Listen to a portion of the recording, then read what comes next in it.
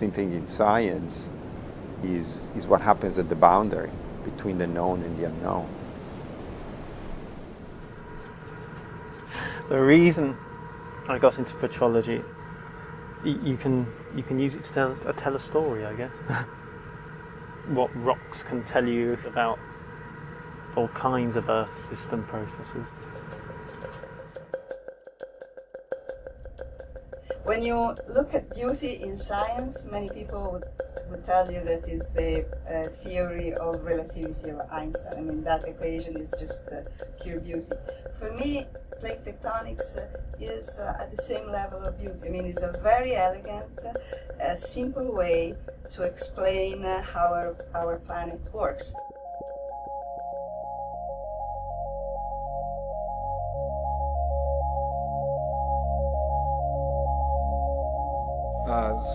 Before the plate tectonics, each geological event of the earthquake or the volcano or the mountain building is very difficult to explain. But now we can understand of the whole Earth systems, and such plate tectonics is very unique within the solar system. There is no other planet. It's only the Earth.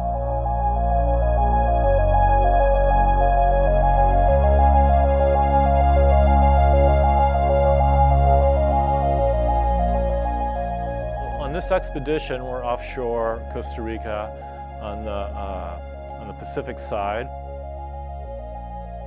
We have two plates, and they're converging or coming together, and then one plate, because of its density, is diving or subducting beneath another plate. And then at that point of contact between the two plates, you can get very large earthquakes. It seems that most earthquakes that generate big tsunamis happen in this kind of margins like the one that we're studying now. The JOIDES Resolution is a research drill ship. It has been used by the Integrated Ocean Drilling Program to recover cores of rocks and sediments from below the seafloor in the world's oceans.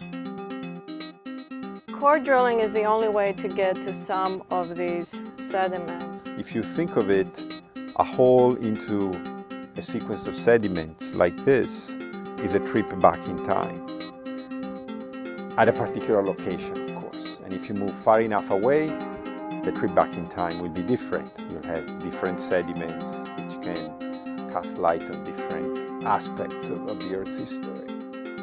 The advantage when you go to the sea, to the marine area is, normally there's no erosion, there's no vegetation. Everything is properly sedimented, so you can have a record going back to millions of years.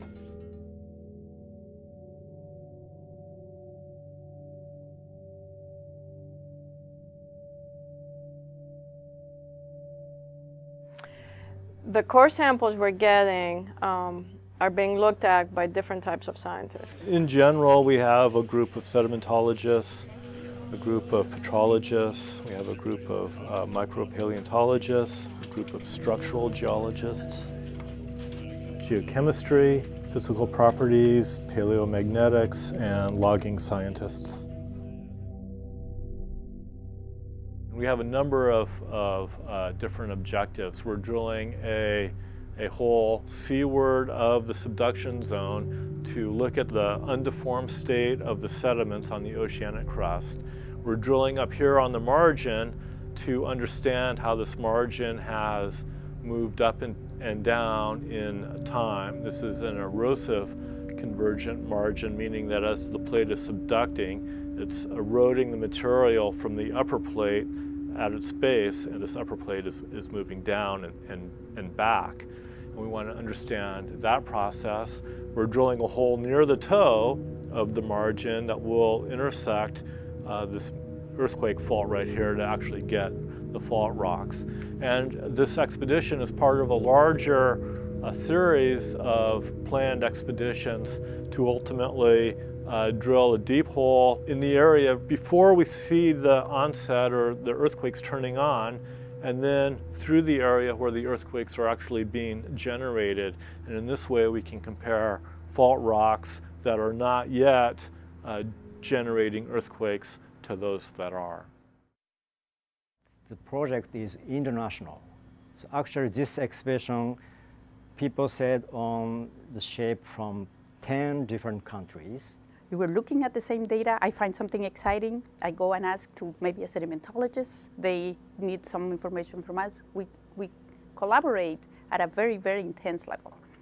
Not only do it across disciplines, we do it across nationalities. Top class scientists from all over the world sitting and working and discussed during the exhibition for 2 months. Well, in addition to just doing the work of running the samples, you're also talking to people in other disciplines and, you know, from around the world that you wouldn't normally be interacting with at home in your lab. We collect a large amount of data.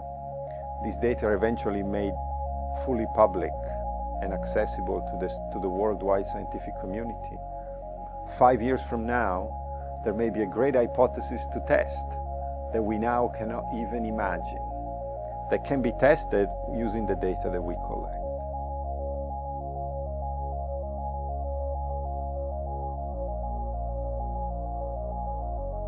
In Tohoku earthquake, it's very different from the regular earthquake. It's shaking is a very long time. It means that rupture propagated to the very large areas. And historically, the Tohoku area has smaller earthquakes. So if people know that such a long time shaking means a very large area failure, so people can think it's very different from the regular type. It's giant tsunami will come. We were not going to predict earthquakes. But just recently, in Costa Rica, where I come from, there was a 7.6 magnitude earthquake. And thanks to the efforts of geologists and people working on that area that have been describing this, they have been explaining to the people, you're likely to have an earthquake in the next 50 years, right? Earthquakes here happen every 50 years. We haven't had one in 50 years. It might come. That led to strengthening the structures, you know, tsunami systems. Now people are very grateful.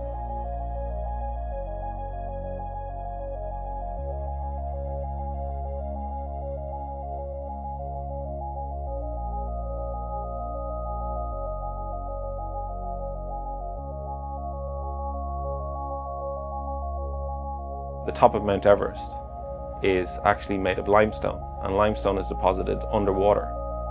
So the rocks that are now the highest in the world were formed underneath sea level or beneath sea level. So trying to figure out why and how those rocks got from where they were deposited to where they are now on top of the world is what tectonics is. I think a lot of the richness of life comes at learning how to look at the world around us, whether it's people or culture or the rocks.